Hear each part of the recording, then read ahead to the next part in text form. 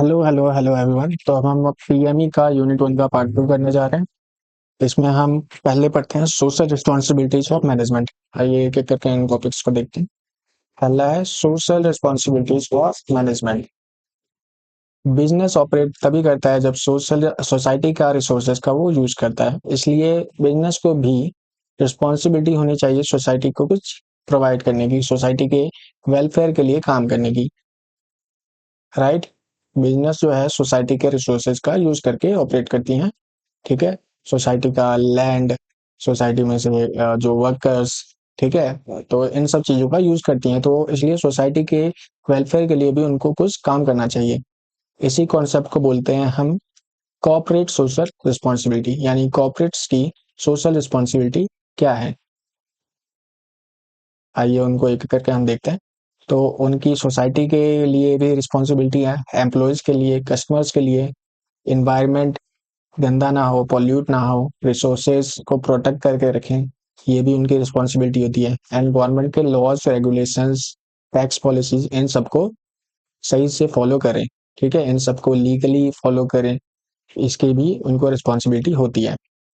Society में क्या responsibility होती है कि जॉब्स क्रिएट करें, एजुकेशन को बढ़ावा दें, ठीक है, लिविंग स्टैंडर्ड को बढ़ाएं, एम्प्लॉयज को सैलरी अच्छी दें, उनको सेफ वर्किंग कंडीशन दें, अपॉर्चुनिटीज प्रोवाइड करें उनके करियर में ग्रोथ के लिए, करियर डेवलपमेंट के लिए। एंड कस्टमर्स को भी एक अच्छा, सेफ और high quality product reasonable price पे प्रोवाइड करें। उनको मिसलीड ना करें एडवर्टाइजमेंट से कि एडवर्टाइजमेंट में कुछ और दिखाया और एक्चुअल प्रोडक्ट प्रोडक्ट कुछ और है। ठीक है। तो इससे कस्टमर सेटिस्फैक्शन मिलेगी, अगर प्रोडक्ट अच्छा मिलेगा, सब कुछ मिलेगा, उनका ट्रस्ट गेन होएगा बिजनेस के लिए। एनवायरनमेंट में वही मैंने बताया कि पॉल्यूशन ना करें, नेचुरल रिसोर्सेज को प्रोटेक्ट करें। इससे क्या होएगा, सस्टेनेबल प्रोडक्शन होएगा किसी भी ऑर्गेनाइजेशन में, तो अच्छा रहेगा, एनवायरनमेंट फ्रेंडली रहेगा वो चीज। ठीक है, तो उनको, सोसाइटी को भी ज्यादा इससे फायदा होएगा। एंड इससे क्या होएगा, ऑर्गेनाइजेशन ग्रोथ भी अच्छे से होएगा, उनका नाम भी अच्छे से होएगा, कस्टमर बढ़ेंगे, एम्प्लॉयज भी खुश रहेंगे अगर उनको अच्छे से सैलरी मिलती रही, उनके काम के हिसाब से उनको सैलरी मिली, उनको अच्छा वर्किंग कंडीशन मिला, अपॉर्चुनिटी मिली। ये सब चीजें जरूरी है। गवर्नमेंट के भी लॉज, रेगुलेशन, टैक्स पॉलिसी, इन सब का फॉलो करना जरूरी है। किसी ऑर्गेनाइजेशन को नहीं करेगी तो अच्छा नहीं होएगा।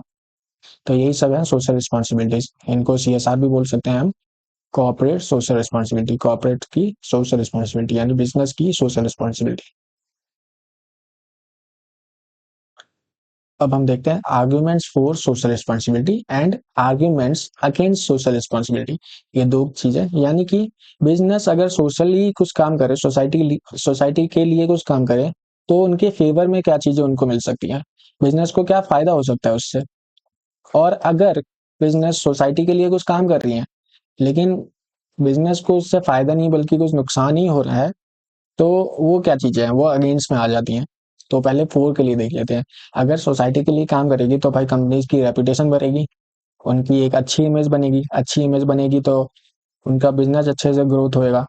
ठीक है, लॉन्ग टर्म सक्सेस उनको मिलेगा, लॉन्ग टर्म प्रॉफिटेबिलिटी मिलेगी, ये सब चीजें हैं। एंड एथिकल ऑब्लिगेशन में क्या हो जाएगा कि सोसाइटी के लिए, सोसाइटी का रिसोर्सेज का यूज करके वो काम कर रही है, तो सोसाइटी के लिए भी उनको यूज काम करना चाहिए, और जब ये करेंगी तो उनको फायदा भी होएगा। Reduces government regulations. अब गवर्नमेंट के लॉज और सारी गाइडलाइंस को, पॉलिसीज को फॉलो करेंगी अगर बिजनेस है, तो गवर्नमेंट को स्ट्रिक्टली नीड नहीं होएगी रेगुलेट करवाने की उनको। ठीक है, मतलब ऑर्गेनाइजेशन को स्ट्रिक्टली नहीं बोलना पड़ेगा गवर्नमेंट को कि भाई ये काम तुम लीगली नहीं कर रहे हो, ये लॉ के अगेंस्ट कर रहे हो, तो इसको सही करो, अगर पहले से ऑर्गेनाइजेशन लॉफुल काम कर रही हो तो। Better environment and social welfare, socially अच्छा काम कर रही होंगी और एनवायरनमेंट को अच्छा रखेंगी तो बेटर होएगा उनके ग्रोथ के लिए, बिजनेस ग्रोथ अच्छा होएगा। Business contributes positively to social process, तो इससे क्या होएगा, उनको ज्यादा फायदा होएगा। आप देखते हैं कि अगर बिजनेस सोशली सोसाइटी के लिए कुछ काम कर रही है, तो बिजनेस पे उसका बुरा असर क्या हो सकता है। तो अगर सोसाइटी के लिए वो काम कर रही है, सोसाइटी की भलाई के लिए एजुकेशन अच्छा कर रही है, पॉल्यूशन फ्री कर रही है, पॉल्यूशन को साफ कर रही है, या फिर अन्य और भी तरह के काम कर रही हैं, तो उनका कॉस्ट जो है इन सब चीज़ों के लिए बढ़ जाएगा, इन सब चीज़ों के लिए एक्स्ट्रा कॉस्ट लगेगा उनको।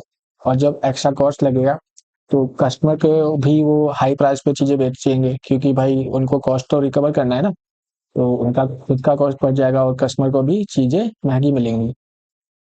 बिजनेस जो है शिफ्ट हो सकता है, बिजनेस का फोकस शिफ्ट हो सकता है। बेसिकली बिजनेस अपने गोल के लिए काम कर रही होती हैं, ना कि सोसाइटी की भलाई पे ही ज़्यादा ध्यान दे। उनको मैनेज करके चलना चाहिए चीज़ों को। पर अगर सोसाइटी के भलाई के लिए ही ज़्यादा काम करने लग गई, सोसाइटी के लिए ही ज़्यादा काम करने लग गई, तो उनका फोकस शिफ्ट हो सकता है। इससे क्या होगा, प्रोडक्ट अच्छा नहीं बनेगा। और जब प्रोडक्ट अच्छा नहीं बनेगा तो कस्टमर को भी अच्छा नहीं मिलेगा, बैड रिव्यूज आएंगे। एंड उनकी ग्रोथ के लिए अच्छा नहीं होगा सोसाइटी की, मतलब organisation. Okay. Lack of managerial expertise. अब जब मैनेजर को पता ही नहीं होगा सोशली क्या का काम करना है, उसको नॉलेज ही नहीं रहेगी, स्पेशलाइज नॉलेज नहीं रहेगी, तो वो अच्छा काम नहीं कर पाएगा। वो हो सकता है कुछ अच्छा करने जाए, बुरा कर दे ऑर्गेनाइजेशन के लिए सोसाइटी में कुछ अच्छा करने की जगह वो बुरा कर दे, तो ऑर्गेनाइजेशन के लिए बहुत बुरा हो जाएगा। और काफी बार क्या होता है कि कंपनीज को गवर्नमेंट इन्वॉल्वमेंट लगता है। अगर गवर्नमेंट के बिना इन्वॉल्वमेंट के मैनेजर को नॉलेज नहीं है, तो अगर उसने सोसाइटी के लिए वो काम कर दिया जिसके लिए गवर्नमेंट की परमिशन लग रही थी, तो भी बिजनेस को बहुत ज़्यादा नुकसान हो सकता है, बिजनेस को बहुत ज़्यादा इफेक्ट पहुंचेगा। Too much power for corporations. Business becomes responsible for social issues. They may gain extensive excessive influence in society. This could weaken the role of government institutions. Some skeptics believe social welfare should be handled by government. तो अगर companies ही इन सब चीजों में लग गई तो इससे तो हमें देखा नुकसान तो होगा ही। ठीक है, कि कॉस्ट बढ़ जाएगी उनकी इन सब चीजों को करने में। कंज्यूमर्स को बहुत ज्यादा प्राइस पे करना पड़ेगा, क्योंकि कॉस्ट रिकवर वो अपने प्रोडक्ट का प्राइस बढ़ा के ही करेंगी। फोकस शिफ्ट हो सकता है। ठीक है, अगर कुछ अच्छा ना हो पाए, मतलब मैनेजर कुछ अच्छे की जगह गलत कर दे, क्योंकि उसको नॉलेज नहीं है कि गवर्नमेंट की परमिशन चाहिए इसके लिए, नहीं चाहिए, या फिर ये सोसाइटी के लिए अच्छा काम है या बुरा काम है, उसको नहीं है तो वो गलत भी कर सकता है। पर अगर ज्यादा इन्वॉल्व हो सोसाइटी के लिए ये सब, तो क्या होगा कि गवर्नमेंट इन्वॉल्वमेंट कम हो जाएगा, और गवर्नमेंट इन्वॉल्वमेंट कम हो गया तो वो अच्छी बात नहीं है। गवर्नमेंट को सबसे ज्यादा काम करना चाहिए सोसाइटी के लिए, क्योंकि इन्हीं सोसाइटी से गवर्नमेंट है। तो गवर्नमेंट को और बिजनेस को दोनों को साथ में मिलके मैनेजेबल कर तरीके से सोसाइटी के लिए काम करना चाहिए। इनफैक्ट सोसाइटी में रह रहे लोगों का, हमारा आपका भी सोसाइटी के इन्वायरमेंट को अच्छा करने के लिए काम करना चाहिए। सबका एक मैनेज सबको जो है एक मैनेजमेंट बेस से काम करना चाहिए।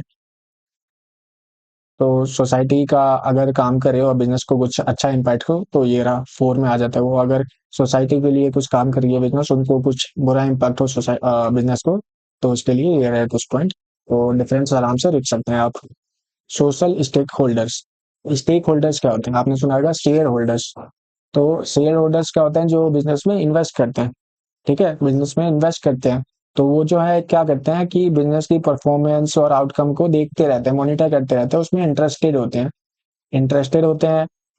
अब जब वो बिजनेस अच्छा करेगी तो वो जो है भाई, वो ज्यादा लॉन्ग टर्म में उनको जो है इन्वेस्ट करेंगे बिजनेस को, और बिजनेस को लॉन्ग टर्म में ज्यादा फायदा होएगा। तो बिजनेस को भी ध्यान देना चाहिए स्टेक होल्डर्स का, उनके लिए भी कुछ करना चाहिए, ताकि स्टेक होल्डर्स को भी फायदा हो और अल्टीमेटली बिजनेस को भी फायदा हो। क्योंकि स्टेक होल्डर्स क्या होते हैं, स्टेक होल्डर्स जो हैं भाई, वो वही बिजनेस में पैसा लगाते हैं और बिजनेस के लिए काम करते हैं। बेसिकली शेयर होल्डर्स होते हैं जो पर्टिकुलरली पैसा लगा रहे होते हैं। स्टेक होल्डर्स जो है अपना टाइम, एफर्ट, मनी सब लगा रहे होते हैं। जैसे कि एम्प्लॉयज एम्प्लॉयज अपना टाइम देती हैं, ठीक है, उनका जॉब के लिए काम करती हैं। तो बदले में क्या वो एक्सपेक्ट करती हैं कि उनको भाई फेयर सैलरी मिले, उनको जॉब सिक्योरिटी मिले, अपॉर्चुनिटीज मिले करियर्स में। कस्टमर क्या चाह रहा होता है, वो पैसा लगाता है तो उसको गुड प्रोडक्ट मिले, सर्विसेज मिले। ये सारे स्टेक होल्डर्स होते हैं। एम्प्लॉयज भी एक स्टेक होल्डर है कंपनी का, कस्टमर भी है, सप्लायर्स भी है, जो रॉ मटेरियल, रिसोर्सेज ये सब प्रोवाइड करता है प्रोडक्शन के लिए कंपनीज को। गवर्नमेंट क्या है, गवर्नमेंट भाई रेगुलेट करती है रोज लॉज और पॉलिसीज को, मतलब बनाती हैं, जिनको बिजनेस को इम्प्लीमेंट करना पड़ता है। अगर नहीं करेगा तो अच्छा नहीं होगा बिजनेस के लिए, क्योंकि वो काम लीगली नहीं होगा उनसे। Society and community. तो the local community is affected by the organisation activity. Society तो अफेक्ट होती है, कम्युनिटी अफेक्ट होती है ऑर्गेनाइजेशन के काम से। ठीक है, business must be contributed to social development and avoid harming the environment. तो बिजनेस को भी सोशल सोसाइटी के डेवलपमेंट के लिए काम करना चाहिए, एनवायरनमेंट को हार्म नहीं करना चाहिए, गवर्नमेंट के लॉज को फॉलो करना चाहिए। तो ये सब चीज़ें बिजनेस को करना चाहिए। तो बेसिकली अभी तक हमने क्या देख लिया, एक बार देख लेते हैं।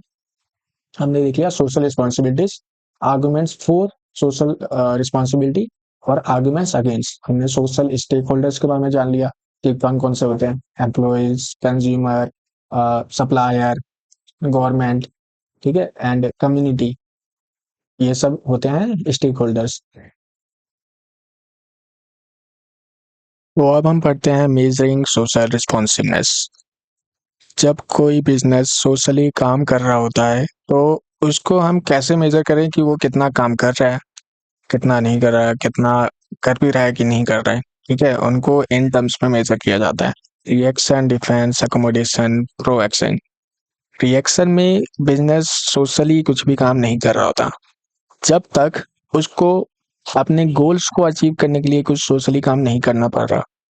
ठीक है, या फिर उसको कोई प्रेशर नहीं है, लीगल प्रेशर नहीं है, गवर्नमेंट का प्रेशर नहीं है, तब तक वो कोई सोशल काम नहीं करता है, सोसाइटी की वेलफेयर के लिए, सोशल प्रॉब्लम के लिए नहीं काम करता है। वो आता है रिएक्शन वाली कैटेगरी में। डिफेंस वाली कैटेगरी में कौन से बिजनेस आते हैं? जो कि थोड़ा काम कर रहे होते हैं सोसाइटी में। ठीक है, थोड़ा काम कर रहे होते हैं, ज्यादा नहीं। ठीक है, कि गोल के लिए काम करते रहते हैं और सोचते हैं कि ठीक है एक दो काम कर देते हैं सोशल वाले भी। तो वो डिफेंसिव रहते हैं, मतलब कोई इनको ये नहीं बोल सकता कि सोशली काम नहीं कर रहे हो। रिएक्शन वाली कैटेगरी में क्या होता है कि वो बस रिएक्ट करने पे करते हैं काम, जब उनको कोई लीगल प्रेशर आता है तब करते हैं। ठीक है, या फिर उनको अपना प्रोजेक्ट में कोई ऐसा आ रहा है कि उनको काम करना पड़ेगा सोशल वाला, तभी उनका प्रोजेक्ट अचीव होएगा, तो वो कर रहे हैं।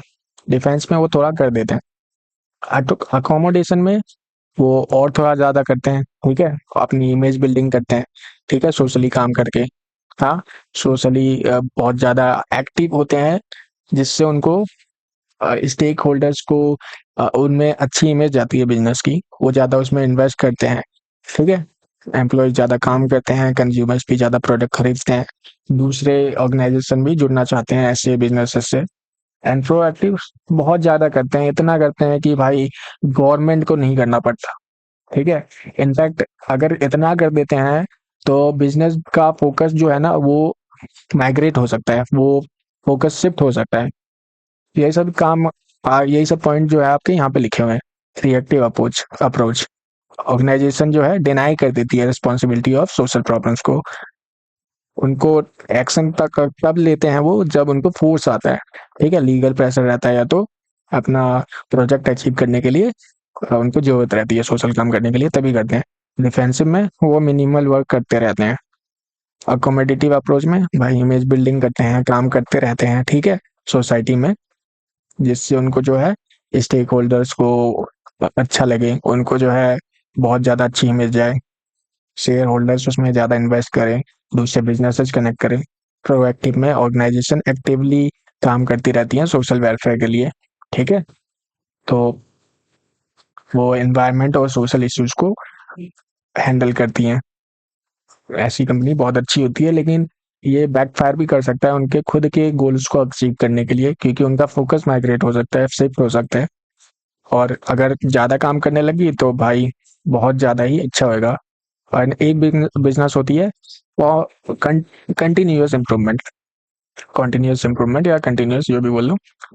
इसमें क्या होता है कि बिजनेस जो है काम करती रहती है एंड उनसे जो है इम्प्रूवमेंट लेती रहती है कि भाई हमने ये काम किया है सोसाइटी में, अब और इससे अच्छा क्या कर सकते हैं, इसमें इम्प्रूव क्या कर सकते हैं, उससे वो मॉनिटर करती रहती है, फीडबैक लेती रहती है। तो ये एक अच्छा चीज़ है, फीडबैक लेना, मॉनिटर करना काम को। तो ऐसा बिजनेस भी अच्छा होता है, इम्प्रूव कर सकते हैं। मैनेजरियल एथिक्स, भाई मैनेज करने के लिए मैनेजरियल एथिक्स का होना बहुत जरूरी है। हॉनेस्ट रहोगे या ऑनेस्ट रहोगे, ठीक है, फेयर ट्रीटमेंट ट्रीटमेंट दोगे एम्प्लॉयज को, रिस्पॉन्सिबिलिटी लोगे अपने काम के लिए, रिस्पॉन्सिबल होगे डिसीजन मेकिंग के लिए, अकाउंटेबल एंड ट्रांसपेरेंसी रखोगे, इथिकल लीडरशिप रहोगे। ठीक है, तो वो अच्छा रहेगा। तो ये सब चीज़ें आती हैं मैनेजरियल एथिक्स में। एक एक करके थोड़ा और देख लेते हैं इनको। Honesty and integrity. भाई ऑनेस्ट रहोगे, फ्रॉडबाजी नहीं करोगे अपने स्टेक होल्डर्स के साथ, ठीक है, एम्प्लॉयज को भी अच्छा ट्रीट करोगे, जो कि दूसरा पॉइंट दे रखा है अलग से। तो वो अच्छा रहेगा, उनके अपने बिजनेस के लिए अच्छा रहेगा। ठीक है, तो ये भाई ये मैनेजनिकल एथिक होना चाहिए, ये मैनेजर्स में ये एथिक होने चाहिए। उनको ये अवॉइड करना चाहिए, फ्रॉड, डिसऑनेस्टी, डिसेप्शन, ये सब अवॉइड करना चाहिए। एम्प्लॉयज के साथ अच्छा कनेक्शन बैठाना चाहिए, डिस्क्रिमिनेशन नहीं करना चाहिए उनको जेंडर, रिलीजन और बैकग्राउंड के ऊपर। एक फेयर पॉलिसी और ट्रांसपेरेंट प्रमोशन सिस्टम इंक्रीज करता है एम्प्लॉयज के मोरल को। ठीक है, रिस्पॉन्सिबल डिसीजन मेकिंग। भाई डिसीजन मेकिंग अच्छे से होना चाहिए और रिस्पॉन्सिबल होना चाहिए, किसी को एथिकली बुरा ना हो, ठीक है, किसी के साथ। तो वो सारी चीज़ें हमें देखनी चाहिए, लॉज का पालन करना चाहिए, ठीक है, लॉज के अकॉर्डिंग काम करना चाहिए, एथिकल काम करना चाहिए, कोई भी बुरा काम नहीं करना चाहिए। इन शॉर्ट किसी कंपनी को एनवायरनमेंट और सोसाइटी के लिए अच्छा काम करना चाहिए, प्रोडक्ट को एनवायरनमेंट फ्रेंडली बनाना चाहिए। तो वही सब आते हैं एथिकल चीज़ों में। ठीक है, अकाउंटेबिलिटी एंड ट्रांसपेरेंसी। भाई कोई प्रोडक्ट है, वो कैसे बन रहा है, क्या चीज़ें लग रही है उसमें, बिजनेस क्या चीज़ यूज़ कर रहा है, लीगलिटी फॉलो कर रहा है नहीं कर रहा है, तो उनको ट्रांसपेरेंट रखना चाहिए इन सब चीज़ों को। जिससे क्या होगा, स्टेक होल्डर्स वही बढ़ेंगे, ट्रस्ट करेंगे ऑर्गेनाइजेशन को, और ऑर्गेनाइजेशन भी अच्छा करेगा फ्यूचर में। Ethical leadership. भाई लीडर सब अच्छे होंगे, मैनेजर और जो भी एम्प्लॉयज वगैरह के साथ अच्छे से बिहेव करेंगे, ठीक है, तो एम्प्लॉयज भी अच्छा काम करेंगे, वो भी अच्छे से बिहेव करेंगे और काम टाइम पे करके देंगे, अच्छा काम करके देंगे। Ethical responsibility of management. अब ये देख लेते हैं, हमने ऊपर पढ़ा है कि भाई मैनेजनिकल या मैनेजरियल एथिक्स क्या होने चाहिए। तो वही एथिक्स को साथ हमें रिस्पॉन्सिबिलिटी लेनी चाहिए, मोरल प्रिंसिपल्स को फॉलो करना चाहिए, अवॉइड करना चाहिए अनएथिकल चीज। भाई एथिकल फॉलो करना चाहिए ना, एथिकल रिस्पॉन्सिबिलिटी और मैनेजमेंट है, एथिकल फॉलो करना चाहिए, अनएथिकल नहीं करना चाहिए। ठीक है, स्टेक होल्डर्स का रिस्पेक्ट करना चाहिए, एम्प्लॉयज, कंज्यूमर्स, इन्वेस्टर, सोसाइटी, इन सब का। Promoting ethical culture. खुद तो इम्प्लीमेंट करना ही चाहिए ऑर्गेनाइजेशन या कंपनी को, लेकिन उसको प्रमोट भी करना चाहिए। दूसरी कंपनी के साथ अगर इंटरेक्ट कर रहे हैं या सोशली इंटरेक्ट कर रहे हैं, तो इस चीज को बढ़ावा देना चाहिए, एथिकल कल्चर को। Building long term trust. अगर एथिकल काम करेंगे तो उनका बिजनेस पे जो है स्टेक होल्डर्स का लॉन्ग टर्म ट्रस्ट बढ़ेगा। Okay, omni potent view of management. दो व्यू होते हैं, ऑमनी पोटेंट और सिंबॉलिक। ऑमनी पोटेंट व्यू में क्या होता है कि सारा जो क्रेडिट है या मतलब सारा जो क्रेडिट है फेलियर्स का।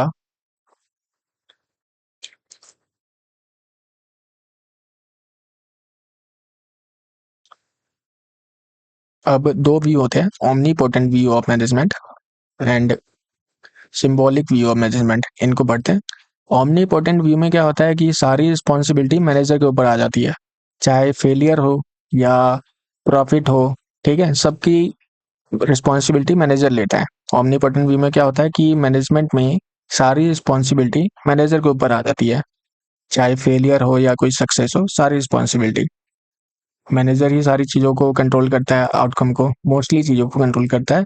ठीक है, वही लीडरशिप लीडर होता है, स्ट्रैटेजी बनाता है, डिसीजन मेक करता है, तो ये सारे काम करता है, इसलिए मैनेजर के ऊपर ही सारा ब्लेम आ जाता है, अगर वो सक्सेस हो तो भी और फेलियर हो तो भी। Manager are health accountable. Manager are held accountable.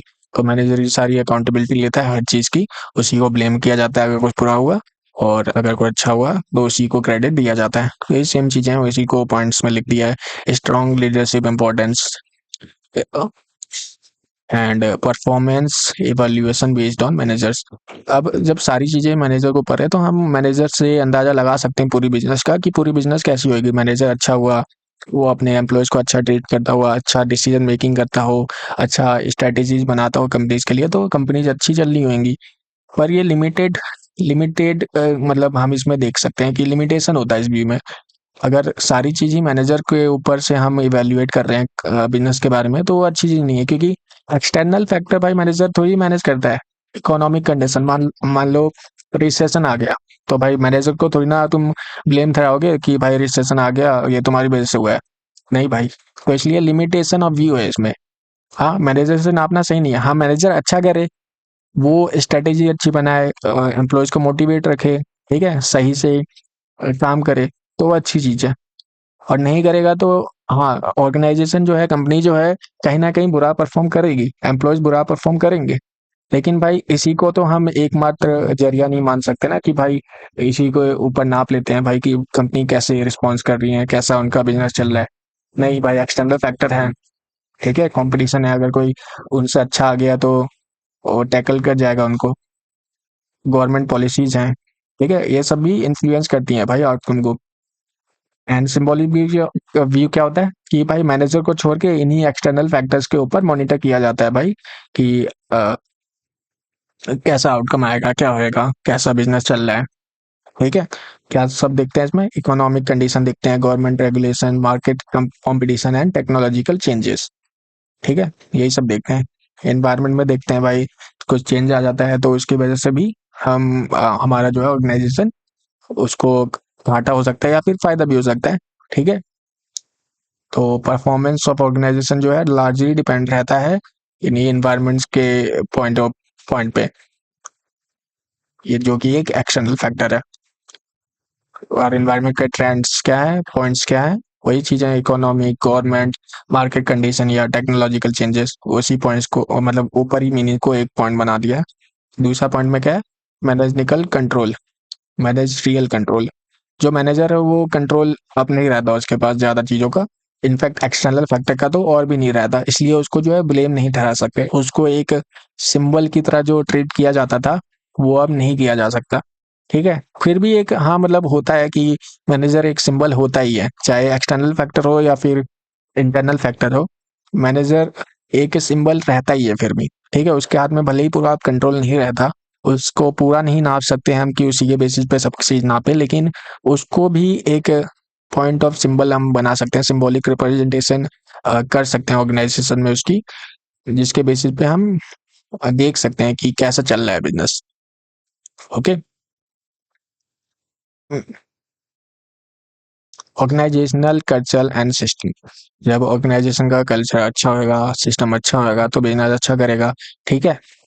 अगर नहीं होएगा तो भाई बुरा इम्पैक्ट पड़ेगा बिजनेस के ऊपर, ठीक है। Realistic perspective, the symbolic view provides a more balanced understanding of management. It it acknowledges that while managers influence outcome, many external factor also determine success or failure. वही बात है कि भाई रियलिस्टिक पर्सपेक्टिव होना चाहिए भाई, कि मैनेजर को ही सब ब्लेम ना करें, एक्सटर्नल फैक्टर भी है, वही है भाई, रिपीट करके लिख दो पॉइंट्स, ठीक है। यहाँ पे रिपीट करके ही पॉइंट्स लिखा हुआ है, बेसिकली यही बात है कि मैनेजर के अलावा एक्सटर्नल फैक्टर भी होते हैं रिस्पॉन्सिबल। और ऑमनीपोटेंट वी में क्या होता है कि मैनेजर ही रिस्पॉन्सिबल होता है, उसी को सारा ब्लेम, सारा सक्सेस का क्रेडिट सब उसी को दिया जाता है।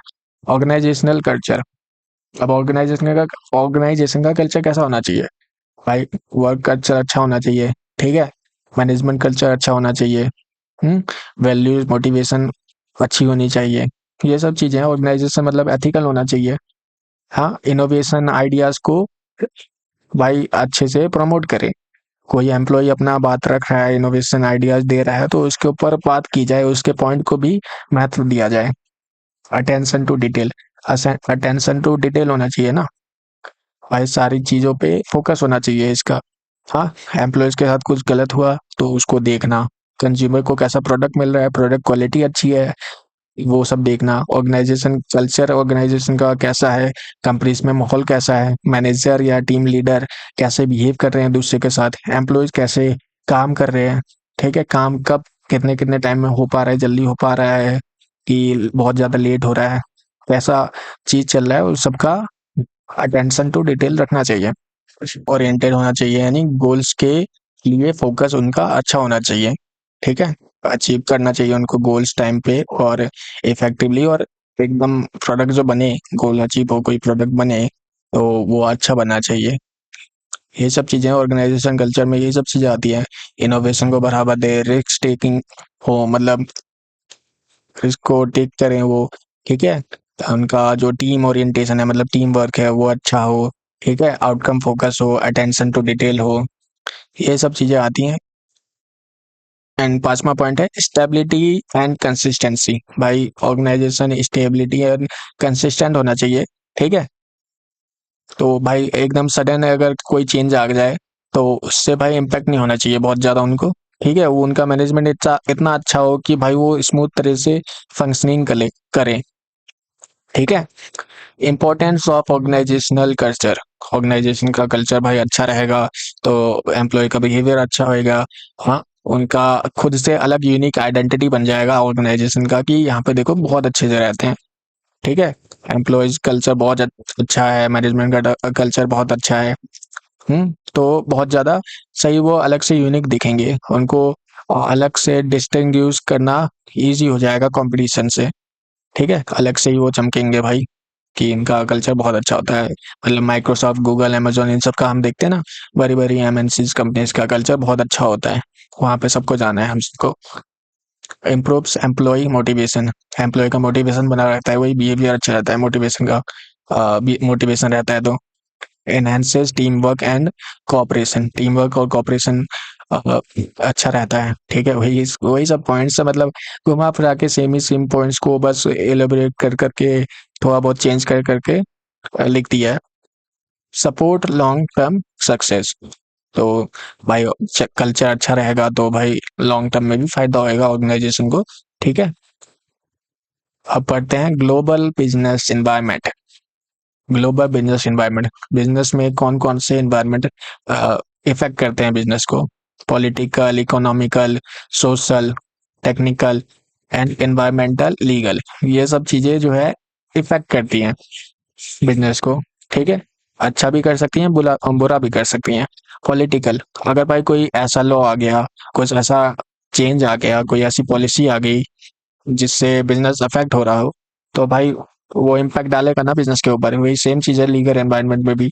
अगर कोई लॉ ऐसा आ गया कि बिजनेस को फायदा कर रहा है, तो वो बिजनेस और अच्छा करेगा, अगर नुकसान कर रहा है तो बिजनेस और नुकसान करेगा, ठीक है। तो legal compliances is essential for successful international operation. ये सब भी जरूरत है कि भाई लीगली अगर कोई इंटरनेशनल बिजनेस जा रहा है या नेशनली भी, तो उसको लीगली चीजें उस नेशन के हिसाब से देखनी पड़ेंगी, फॉलो करना पड़ेगा। अगर नहीं करेगा तो भाई उसको नुकसान होएगा बहुत ज्यादा, ठीक है। इकोनॉमिक एनवायरनमेंट, भाई अगर इन्फ्लेशन आ गया तो भी दिक्कत हो सकती है, ठीक है। इनकम लेवल लोगों के कम हो सकते हैं एंड जॉब्स जा सकती है तो भी दिक्कत हो सकता है। इकोनॉमिक ग्रोथ, इकोनॉमिक ग्रोथ भी अफेक्ट हो सकता है इन्हीं सब चीजों से। कल्चरल इन्वायरमेंट, कल्चरल इन्वायरमेंट, अब भाई कोई बाहर की कंपनी है वो इंडिया आएगी तो बीफ थोड़ी बैठी बेचेगी, ठीक है। यहाँ का कल्चर वैसा नहीं है, बीफ नहीं खाते हम लोग ना। तो जो है कल्चरल इन्वायरमेंट भाई बिजनेस को समझना चाहिए। अलग अलग जगह का अगर वो जा रहे हैं, अलग अलग जगह पे अगर वो जा रहे हैं, तो वहाँ के कल्चर को भी उनको समझना चाहिए, उस हिसाब से उनको बिजनेस वहाँ पे करना चाहिए। Business must understand cultural difference to communicate effectively with customer and employee. Technological environment, भाई टेक्नोलॉजीज भी चेंज हो रही है, तो ऐसा नहीं यार वो 90s का ही यूज कर रही है अभी तक, नहीं ना। चेंज होती है बिजनेस, उसको इम्प्लीमेंट करती है। जो टेक्नोलॉजिकल चेंज आता है, एआई आएगा तो उसको इम्प्लीमेंट कर रही है सारी कंपनियां। नहीं करेंगी तो बहुत पीछे रह जाएंगी वो, तो उनको ये भी करना चाहिए। अगर नहीं करी तो ये टेक्नोलॉजिकल एनवायरनमेंट भी उनको अफेक्ट करेगा। अब देखते हैं हम, आगे देखते हैं हम ऑर्गेनाइजेशनल स्ट्रक्चर। ऑर्गेनाइजेशनल स्ट्रक्चर बहुत तरह के होते हैं, जैसे कि hierarchical, functional, matrix, division, network, team based structure, organisational horizontal structure, okay. Hierarchical में क्या होता है, लेवल बाय लेवल होता है, जैसे ऊपर सीईओ है, नीचे मिड लेवल मैनेजर्स वगैरह हैं, फिर लो लेवल मैनेजर्स या टीम लीडर हैं। फंक्शनल स्ट्रक्चर में क्या होता है, फंक्शनलिटी के हिसाब से डिवाइड होता है, ठीक है। कि जिसकी फंक्शनलिटी सबसे ज्यादा है, सबसे इंपॉर्टेंट, वो ऊपर रहेगा। बेसिकली हायरार्किकल का ही थोड़ा सा एडवांस वर्जन है, या फिर बोल सकते हो सब पार्ट है फंक्शनल। मैट्रिक्स स्ट्रक्चर, ये भी एक टाइप का स्ट्रक्चर होता है, आगे हम देखेंगे। डिवीजन स्ट्रक्चर भी इन्हीं सब स्ट्रक्चर का बेसिकली एक थोड़ा सा बोल सकते हो एक्सटेंशन है, एडवांस वर्जन है, या फिर थोड़े चेंजेस के साथ डिफरेंट कुछ थोड़ा सा यूनिक कर देती है। जैसे कि हायरार्किकल में डिफरेंट डिफरेंट लेवल्स होते थे, फंक्शनल में भी अलग अलग लेवल्स होंगे, बस फंक्शन के हिसाब से बटे होंगे। डिवीजन में क्या होगा, इसमें भी अलग अलग लेवल्स होंगे, लेकिन अलग अलग डिपार्टमेंट का भी एक अलग से सब लेवल्स बने होंगे। ठीक है। नेटवर्क में क्या होगा कि एक कंपनी हब की तरह काम करेगी, देखेंगे हम आगे। टीम बेस्ड स्ट्रक्चर में वही है कि टीम बनी रहेगी अलग अलग। ठीक है, थोड़ा थोड़ा डिफरेंस होता है हर किसी में। हॉरिजॉन्टल में सब इक्वल रहेंगे, सीईओ भी इसी लेवल पर रहेगा, डायरेक्टर भी, मैनेजर भी, टीम लीडर भी, एम्प्लॉय भी, सब इसी लेवल पर रहेगा। ये ज़्यादातर फॉलो नहीं होता है, हॉरिजॉन्टल स्ट्रक्चर ज़्यादातर फॉलो नहीं होता है। ठीक है, ज़्यादातर यही स्ट्रक्चर फॉलो होते हैं, hierarchical, network, team based, functional, matrix division, यही सब फॉलो होते हैं। फंक्शनल में फंक्शन के हिसाब से डिवाइड, जैसे कि मार्केटिंग का अलग है, फाइनेंस का अलग है, प्रोडक्शन का अलग है, ह्यूमन रिसोर्स का अलग है, अलग अलग डिपार्टमेंट अलग अलग अपना फंक्शन करते हैं। इसमें दिक्कत ये हो सकती है कि अगर भाई अलग अलग तुम डिपार्टमेंट में अलग अलग फंक्शन कर रहे हो, लेकिन अगर आपस में दो डिपार्टमेंट कम्युनिकेट नहीं कर रहे हैं सही से, तो भाई एक कॉमन गोल अचीव नहीं हो पाएगा। ठीक है, जैसे कि ऐप बना रहे हो तो उसमें front end department, back and department and database department है। अलग अलग डिपार्टमेंट अपना काम अच्छे से अगर कर रही हो, ठीक है, लेकिन फ्रंट एंड वाला बैक एंड डेटाबेस से कम्युनिकेशन नहीं कर रहा है, तो भाई वो गोल कैसे अचीव होएगा, प्रोडक्ट तो बनेगा ही नहीं। ठीक है, दोनों मिलके टीम वर्क नहीं दिखा रहे हैं अलग अलग डिपार्टमेंट के, तो अच्छा नहीं है। तो फंक्शनल स्ट्रक्चर अच्छा है, लेकिन भाई उसमें भाई डिपार्टमेंट से कम्युनिकेशन होने चाहिए, डिफरेंट डिपार्टमेंट से नहीं है कम्युनिकेशन, कोऑर्डिनेशन डिफिकल्ट हो रहा है, तो गोल्स अचीव नहीं होंगे। डिविजनल स्ट्रक्चर क्या है कि इसमें भी सेम ही काम होता है कि अलग अलग डिवाइड कर देते हैं, लेकिन इसमें क्या है कि अलग अलग जो डिपार्टमेंट होएगा, उनके भी अलग से सब डिपार्टमेंट बने होंगे बेसिकली, और डिवाइड कर देते हैं और तोड़ देते हैं चीज़ों को, और ज़्यादा ही उसमें डिवीजन कर देते हैं। अब इसमें क्या होगा, बहुत ज़्यादा फ्लेक्सिबिलिटी मिलती है, ठीक है, पर कॉस्ट भी बहुत ज़्यादा बढ़ जाता है भाई। हर डिपार्टमेंट का अलग अलग मैनेजर, अलग अलग टीम लीडर, अलग अलग चीज़ों को मैनेज करने वाला प्रोजेक्ट मैनेजर, सब कुछ होएगा, तो भाई इसमें कॉस्ट बढ़ जाएगा। मैट्रिक्स स्ट्रक्चर, भाई ये दोनों को कंबाइन करके बनता है, डिवीजन और फंक्शनल, एक मैट्रिक्स स्ट्रक्चर बनता है इसमें। ठीक है, अलग अलग लेवल पे अलग अलग लेवल पे अलग अलग डिपार्टमेंट्स होंगे, उन डिपार्टमेंट को अलग अलग फंक्शनल लेवल पे बांटा जाएगा, और अलग अलग फंक्शनल लेवल पे भी अलग अलग सब डिपार्टमेंट्स होंगे। यही होता है मैट्रिक्स स्ट्रक्चर, अलग अलग मैट्रिक्स बने होते हैं। ऊपर हमने एक डायग्राम देखा था इसका, उसको एक बार देखते हैं दोबारा। एक मिनट, यहाँ पे देखिए, यहाँ पे जो है अलग अलग डिपार्टमेंट्स हैं। ठीक है, उनके उनके भी अलग अलग सब डिपार्टमेंट्स हैं, और सारे डिपार्टमेंट्स एक दूसरे से कनेक्टेड हैं। सबसे बड़ी दिक्कत यही आई थी ना फंक्शनल में और डिवीजन में, कि डिपार्टमेंट्स भाई कनेक्ट नहीं थे। अगर कनेक्शन टूट जाए, एक दूसरे से कनेक्शन ना हो, तो भाई प्रोडक्ट सेम नहीं बनेगा, मतलब अच्छा नहीं बनेगा, एक पर्टिकुलर जो गोल को अचीव कर रहे थे वो नहीं हो पाएगा, ऑर्गेनाइजेशन गोल को। तो इसलिए मैट्रिक्स स्ट्रक्चर बनाया जाता है, अच्छा है। टीम बेस्ड स्ट्रक्चर, इसमें जो है टीम बट जाती है अलग अलग, अलग अलग काम के हिसाब से, फ्रंट एंड की अलग, बैक एंड की अलग अलग, डेटाबेस की अलग, और एक टीम मिलके ही सारा काम करती है, सारा डिसीजन एक टीम में ही खुद मिलके लिया जाता है। ठीक है, कोई उसमें मैनेजर वगैरह कोई उनके ऊपर थोप नहीं सकता चीजें, वो डिसीजन मेक किया जाता है अलग अलग टीम में, तब जाके इम्प्लीमेंट होती हैं चीजें। ठीक है, क्रिएटिविटी इसलिए बढ़ जाती है इसमें।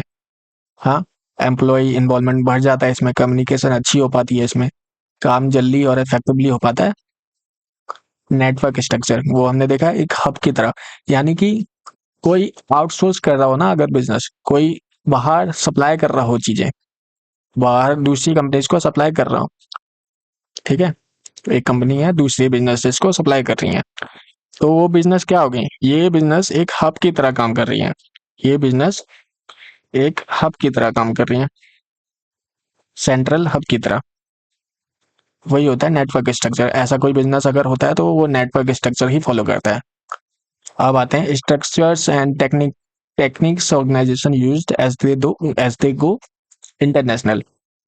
इंटरनेशनल अगर कोई बिजनेस जाता है, ठीक है, अपने होम टाउन अपने नेशन को छोड़ के, मतलब नेशन के साथ साथ भी इंटरनेशनल शिफ्ट होना चाहता है, तो वो क्या स्ट्रक्चर क्या टेक्निक फॉलो करता है, तो वो देखते हैं। पहले जो है वो एक्सपोर्ट करता है, डायरेक्टली वहां पे अपना बिजनेस का प्रोडक्शन नहीं खोलता है, फ्रेंचाइजी ओपन नहीं करता है, ठीक है, वो एक्सपोर्ट करता है और वहां पे देखता है कि हमारा प्रोडक्ट कैसा चल रहा है उधर, ठीक है, हमारा जो होम टाउन का नेशन का प्रोडक्ट है वो इंटरनेशनल कैसा चल रहा है, वो देखता है। अगर उसमें उसको बढ़ावा मिलता है, उसको सपोर्ट मिलता है, उसको दिखता है कि यहाँ पे बिजनेस बन सकता है, तब जाके वो वहाँ पे फ्रेंचाइजी अपनी खोलता है। और फ्रेंचाइजी खोलने के लिए या फिर कोई खुद का बिजनेस खोलने के लिए या फिर जॉइंट वेंचर यानी पार्टनरशिप में बिजनेस खोलने के लिए उसको क्या करना पड़ता है, वहाँ पे लाइसेंसिंग प्रोसेस करवानी पड़ती है। मतलब फॉरेन में भाई वहाँ पे एग्रीमेंट्स वगैरह उनके लॉज को ध्यान में रखते हुए लाइसेंसिंग प्रोसेस होती है, उनको फॉलो करना पड़ता है, तभी उनको जो ऑर्डर मिलता है कि हाँ आप कर सकते हैं, आप जो है प्रोड्यूस कर सकते हैं और सेल कर सकते हैं आपकी चीजें यहाँ पे, ठीक है। तो ये भी एक पार्ट रहती है। होली आउंड सब्सिडरी, अब देखिए कि फ्रेंचाइजी ओपन करने में क्या था कि उसमें भी मतलब पूरा इन्वॉल्वमेंट नहीं रहता, पूरा आपका कंट्रोल नहीं रहता, वो जिसको फ्रेंचाइजी दी है वो अपना कंट्रोल करता है उसको, ठीक है। जॉइंट वेंचर वेंचर में क्या होता है, पार्टनर रहता है तो कंट्रोल तो आपका खो ही गया, दो या दो से ज्यादा जने हो सकते हैं अलग अलग कंपनियां, तो उनका भी आ जाता है हक उस बिजनेस के ऊपर, वो भी कंट्रोल कर सकती हैं उनको, ठीक है। लेकिन होली ऑन सब्सिडरी मतलब fully on business operation in foreign country, आपका खुद का एक बिजनेस होता है और आप ही उसको मैनेज कर रहे होते हैं, आप ही उसको कंट्रोल कर रहे होते हैं, ओके। तो fully आउंड business operation in foreign country आपका ही होता है, आप ही मैनेज कर रहे होते हैं, इसलिए जो है मैक्सिमम कंट्रोल हो पाता है और प्रॉफिट भी मैक्सिमम हो पाता है, ठीक है। यहाँ पे डिफरेंस लिखा हुआ है कि अलग अलग ऑर्गेनाइजेशनल स्ट्रक्चर क्या है, ठीक है, जो कि हम नेशनल अपने इंटरनल मैनेजमेंट के लिए यूज करते हैं। फंक्शनल डिविजनल मैट्रिक्स, जब भी हम इंटरनेशनल जाते हैं तो भाई हम जो है ग्लोबल एक्सपेंशन की तरफ फोकस कर रहे होते हैं, उसके हिसाब से हम एक्सपोर्टिंग लाइसेंसिंग जॉइंट वेंचर इन सब चीज़ों का फॉलो कर रहे होते हैं, ओके। हम वहाँ पे जॉइंट वेंचर बना सकते हैं, लाइसेंसिंग कर सकते हैं, कोई अपना फ्रेंचाइजी ओपन कर सकते हैं या फिर खुद का भी बिजनेस वहाँ पे प्रॉपरली, जैसे इंटरनल हमारा चल रहा है नेशनल में, वैसे ही इंटरनेशनल में खोल सकते हैं। तो आपका ऑलमोस्ट पूरा हो चुका है, एक और टॉपिक है मैनेज निकल ग्रिड, ये भी मैं बता देता हूँ, ये हमारे सिलेबस में नहीं है लेकिन पीवाईक्यू में आ रखा है। ये क्या होता है, एक मॉडल होता है जो कि रॉबर्ट आर ब्लेक और जेन एस मोर्टन ने दिया था, ठीक है। एक मॉडल है जो कि रॉबर्ट आर ब्रेक और जेन एस मोर्टन ने दिया था 1964 में। ये एक लीडरशिप मॉडल है। ये 9x9 का ग्रिड होता है एक, जिसमें एक्स एक्सिस पे लिखा रहता है कंसर्न फॉर प्रोडक्शन यानी कि टास्क, ठीक है, टास्क।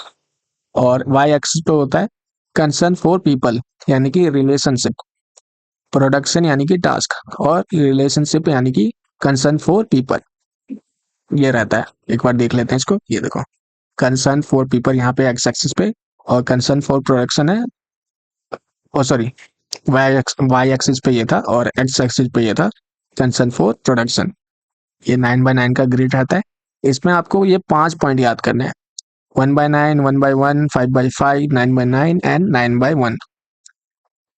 देखा जाए तो इसमें जितना भी ग्रिड बन रहा है 9x9, यहाँ पे 81 बॉक्सेस हैं, ठीक है। हर बॉक्स में अलग अलग हमें लीडरशिप स्टाइल दिए हुए हैं, हमें बस 5 ही को याद करने हैं, ये जो मैंने आपको 5 बताया ना, 11, 19, 55, 99, 91, इन्हीं 5 को याद करने हैं हमें। अब पॉइंट 1 पे जो लीडरशिप स्टाइल है उसका नाम है इम्प्रोवराइज्ड मैनेजमेंट, ठीक है, इम्प्रोवराइज्ड मैनेजमेंट जो भी लिखा हुआ है ये, ठीक है, वो नाम है। तो low concern for people and low concern for production, मैं तो इसको इस मैप के थ्रू ही समझाता हूँ, इस ग्राफ के थ्रू ही समझाता हूँ आपको, तब आपको समझ में आएगा। एक सेकंड,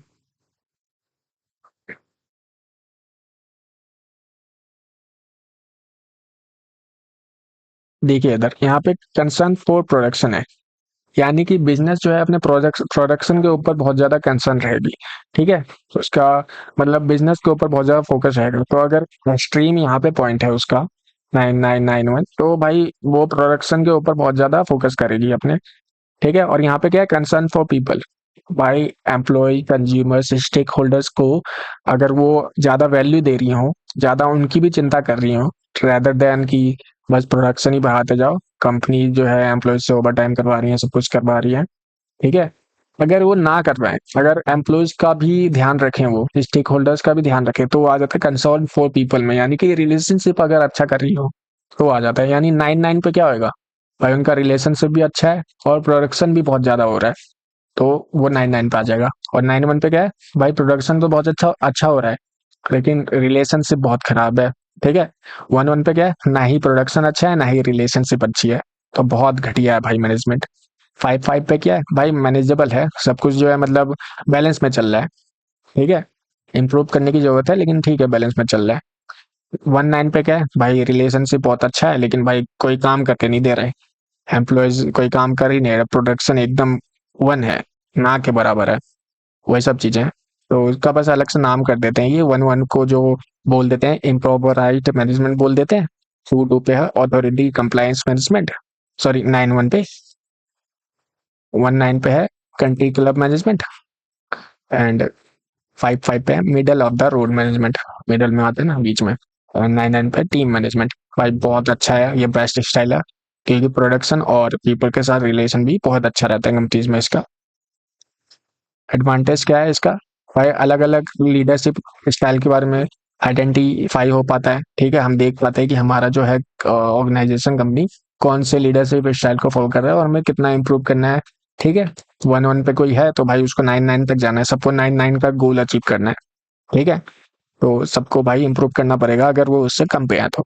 बैलेंस पे है तो वो डिसाइड कर सकते हैं कि ठीक है हमारा बैलेंस पे है, कोई नहीं, हाँ हम और अच्छा कर सकते हैं लेकिन ठीक है अभी चल रहा है तो चल रहा है। तो वो डिसाइड कर सकते हैं रेदर वो उनको कहाँ पे जाना है, कहाँ पे नहीं जाना। एक आइडेंटिटी मिलती है, आइडेंटिटी मिलती है। Improve team work and productivity, team work and productivity भी बढ़ सकता है। लीडरशिप ट्रेनिंग एंड डेवलपमेंट इसमें हेल्प करती है। Balance management between people and task, तो टास्क और पीपल दोनों को मैनेज करना इजी हो जाता है इससे। लिमिटेशन क्या है, ओवर सिंप्लीफिकेशन लीडरशिप बिहेवियर, तो भाई ओवर सिंप्लीफाई कर देती है लीडरशिप बिहेवियर को। देख रहे हो 81 है यहाँ पे, भाई कहाँ खोजते रहे कौन सा स्टाइल में है हमारा, इसलिए इन पांचों को बस माना गया है। ठीक है, इन पांचों के ऊपर ही हम देख लेते हैं कि कहाँ पे नहीं है। ठीक है,